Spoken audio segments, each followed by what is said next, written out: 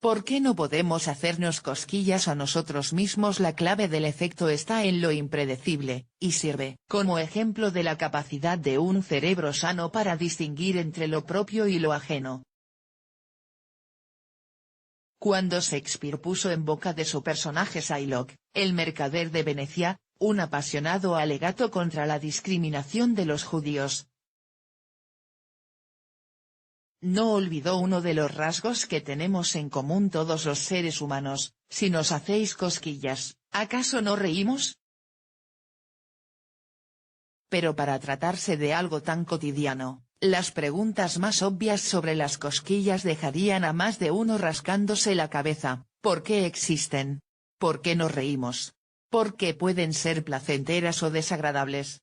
Y, sobre todo, ¿por qué no podemos hacérnoslas a nosotros mismos? Si alguna vez se han formulado preguntas como estas, sepan que no están perdiendo el tiempo con un asunto banal. Sobre las cosquillas han reflexionado mentes de la talla de Aristóteles, Darwin o Galileo. Sócrates ya distinguió entre distintos grados de cosquillas que diferencian la experiencia placentera de la dolorosa. A Aristóteles se le atribuyen las primeras grandes reflexiones sobre las cosquillas: que solo al hombre, ser humano, le afectan las cosquillas, se debe primero a la delicadeza de su piel, y segundo a que es el único animal que ríe, escribió. Aristóteles también expresó, quizá por primera vez de forma oficial, esa gran pregunta: ¿por qué nadie puede hacerse cosquillas a sí mismo? Y respondió con otra pregunta: ¿no es porque las cosquillas se sienten menos incluso de otra persona cuando se esperan, y más cuando uno no ve a la otra persona, de modo que el efecto se minimiza cuando uno está advertido de la experiencia? En palabras más claras, el filósofo griego vislumbró que la clave del efecto residía en el hecho de lo inesperado, lo impredecible. Caliente, caliente. En su estudio sobre la expresión de las emociones en el hombre y en los animales, Charles Darwin refutaba la exclusividad humana aportando observaciones de cosquillas en los simios, sobre todo bajo las axilas, pero coincidía con Aristóteles en que dependen de lo inesperado, que el punto preciso que se toque no sea conocido. Para el padre de la evolución biológica, las partes del cuerpo más sensibles a las cosquillas eran aquellas que no son comúnmente tocadas.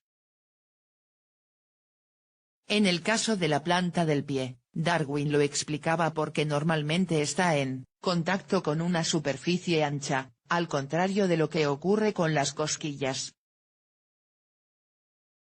Pero reconocía una excepción a esta regla: la superficie sobre la cual nos sentamos.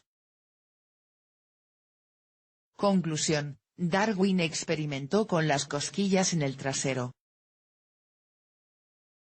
Un juego social, pero además, Darwin añadía que el efecto requería una condición placentera, por lo que solo funcionaba en el contexto de una relación social, lo cual, por cierto, le llevó a rebatir a Francis Bacon, que era partidario del efecto universal de las cosquillas. Pero las ideas de Darwin ya anticipaban un papel como ritual de cohesión de grupo. Los estudios en chimpancés descubrieron que las crías piden cosquillas a sus mayores, igual que los niños humanos. Así, las funciones están repartidas: los pequeños las buscan, los adultos las hacen. De hecho, estos últimos no son muy aficionados a recibirlas. Un estudio descubrió que solo 1 de cada 3 personas adultas dice disfrutar con las cosquillas. Las cosquillas son un tipo de juego, y el papel evolutivo del juego es uno de los temas más debatidos en biología evolutiva, señala el español el profesor de la Universidad de Sussex, Reino Unido, David Lee Evans, cuyo trabajo en psicología cognitiva de simios y humanos ha cubierto también el papel de las cosquillas. Evans apoya la idea de que el juego puede ser un mecanismo de aprendizaje juvenil del entorno físico y social. En particular, las cosquillas permiten a los simios jóvenes aprender la dinámica de la interacción social y la intencionalidad. Esto no zanja la discusión sobre el origen evolutivo de las cosquillas y el papel que cumplen. Se han aportado explicaciones variadas, como la posibilidad de que el ejercicio de las cosquillas sea una especie de entrenamiento para la guerra. Las zonas corporales más sensibles son puntos vulnerables, por lo que el reflejo de protección prepara al individuo para la defensa. Según otra hipótesis, las cosquillas que siente el feto en ciertas partes de su cuerpo le ayudarían a colocarse correctamente dentro del útero materno. Cualquier explicación deberá tener en cuenta que las cosquillas tampoco son un privilegio exclusivo de los primates, otras especies se han ido añadiendo. En particular, en años recientes hemos sabido que las ratas también ríen, aunque en ultrasonidos, y que exhiben esta forma de risa en respuesta a las cosquillas. Pero, ¿por qué las ratas, nosotros y Psylocke reímos cuando nos cosquillean? Leavens apunta el posible papel de la risa compartida en la relajación social, y la formación de lazos. La respuesta de risa a las cosquillas es más intensa que con otros estímulos táctiles placenteros, admite el psicólogo. En esto, las cosquillas son únicas.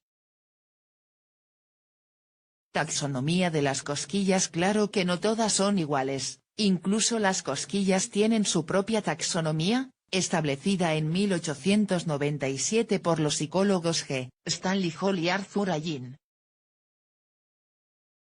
Ambos autores diferenciaron dos tipos, o dos procesos diferentes, knismesis y gargalesis. Bajo estos términos dignos de la tragedia griega se esconden, respectivamente, lo que entenderíamos como un leve cosquilleo y las verdaderas cosquillas.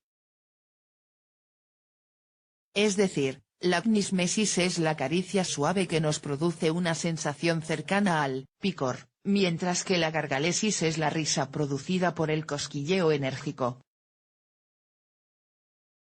Esta taxonomía afecta también al hecho observado por Aristóteles: uno puede provocarse a sí mismo knismesis, pero no gargalesis.